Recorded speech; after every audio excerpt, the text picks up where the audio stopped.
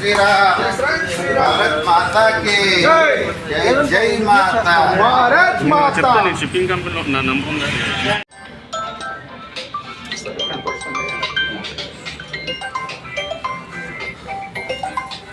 Okay sir. పోవడానికి walk స్వాతంత్రం కానీ ఎదుటి వాళ్ళని తిట్టడానికి విమర్శించడానికి లేదు, స్వాతంత్రం లేదు. అతను విచ్చలవిడిగా చాలా సందర్భాల్లో ఇట్లాంటి యూట్యూబ్ లో చేస్తున్నాడు ఆయన. అయితే ఈ రోజు సంస్కృతి పూడిపెద్ది శర్మ అనే వ్యక్తి పోలీస్ స్టేషన్కి వచ్చి రిపోర్ట్ ఇవ్వడం జరిగింది. ఏంటంటే యూట్యూబర్ అవినాష్ అనే వ్యక్తి యూట్యూబ్లో మహిళలను కించపరుస్తున్నట్లుగా, పురాణాల్లో కొంతమంది స్త్రీలను కూడాను అవమానపరిచే విధంగా వ్యాఖ్యలు చేశారని చెప్పేసి రిపోర్ట్ ఇచ్చి తగు చర్య తీసుకోమని చెప్పేసి ఇవ్వడం జరిగింది. దాని మీద మా ఆఫీసర్స్ దృష్టిలో పెట్టి ఆఫీసర్స్ ఇన్స్ట్రక్షన్ ప్రకారం దర్యాప్తు చేసి ఎంక్వైరీ చేసి చట్టపరంగా చర్య తీసుకుంటామని చెప్పి తెలియజేస్తున్నాం. అది లీగల్గా వెరిఫై చేసి ఫర్దర్గా యాక్షన్ తీసుకోవడం జరుగుతుంది. శ్రీరామ్. నా పేరు పూడిపెద్ది శర్మ, విశ్వ హిందూ పరిషత్ స్టేట్ మందిర అర్చక సురక్షా ప్రముఖ్.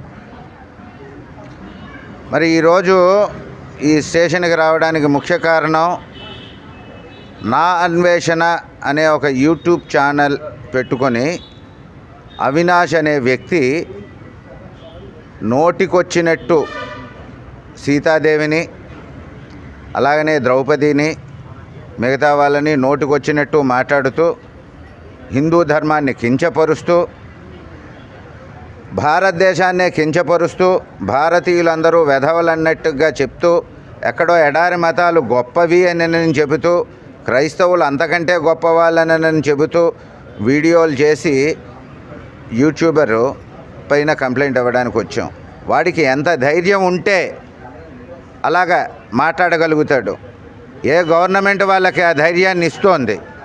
గవర్నమెంట్కి అసలు ఇలాంటి వీడియోలు రిలీజ్ అవ్వగానే గవర్నమెంట్ డైరెక్ట్గా వాళ్ళ మీద ఇది తీసుకోవాల్సింది, శిక్షించవలసింది పోయి పట్టుకొని మేము కంప్లైంట్ ఇచ్చే అంతవరకు కూడా యూట్యూబ్లు చక్కర్లు కొడుతున్నాయి అని అంటే గవర్నమెంట్ అండదండలు ఉన్నాయా అని ఈరోజు మేము మీ ద్వారా ప్రశ్నిస్తున్నాం. భారతదేశ చరిత్ర, భారతదేశము అంటే హిందూ దేశం అని తెలిసి ఈ దేశంలో పుట్టినటువంటి వాడు భారతదేశ చరిత్రని కానీ భారతీయుల సాంప్రదాయాన్ని కానీ వక్రించి మాట్లాడేంత ధైర్యం వాడికి ఎక్కడి నుంచి వచ్చింది అని మీ ద్వారా మేము ప్రశ్నిస్తున్నాం.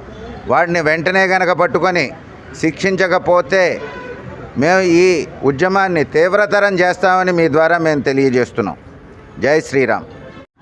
ఈరోజు ఏదైతే అన్వేషణ వ్యాఖ్యానించినటువంటి వాక్యాలు ఏవైతే ఈరోజు మనం చూస్తున్నామో ఆ విషయంపై విశ్వ హిందూ పరిషత్ తరపు నుంచి మేమంతా కూడా ఇక్కడ గోపాలపట్నం స్టేషన్లో కంప్లైంట్ అయితే రైట్ చేయడం జరిగింది.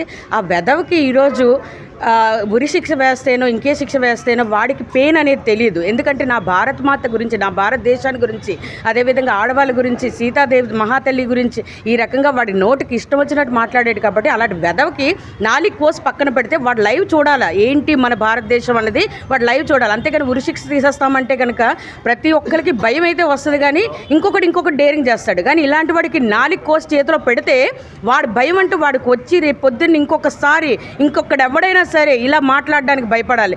ఆయన ఎవరు శివాజీ గారు ఏం మాట్లాడారండి, ఒక భారత స్త్రీ సినిమాల్లో అంటే తప్పదు కాబట్టి బయట వచ్చేటప్పటికి కంపల్సరీగా వాళ్ళు మంచి వస్త్రధారణ అయితే వేసుకోవాలి అన్న వస్త్రధారణ అన్న మాట ఆయన వేరే పదంతో ఉపయోగించడం మూలాన అందరూ ఎగిసిపడిపోతున్నారు తప్పించి ఆయన ప్రతి ఒక్క మహిళ ఇలాగా ఉంటే ఈ రకమైన అఘాయిత్యాలు జరగవు అని చెప్పి మంచి చెప్పినందుకు వీడు దాన్ని బేస్ చేసుకొని వీడేదో హైలైట్ అవ్వాలని చెప్పి సిస్టమ్ వచ్చినట్టు నోటికి మాట్లాడుతూ ఉంటే ఇలాంటి వాళ్ళని ఏ రకంగా ఎక్స్క్యూజ్ చేస్తాం. కాబట్టి వాడు దొరికితే అంటే ప్రస్తుతానికైతే భారతదేశంలో లేడు, ఉంటే కనుక ముక్కలు అయ్యే ఉండేవాడు కదా.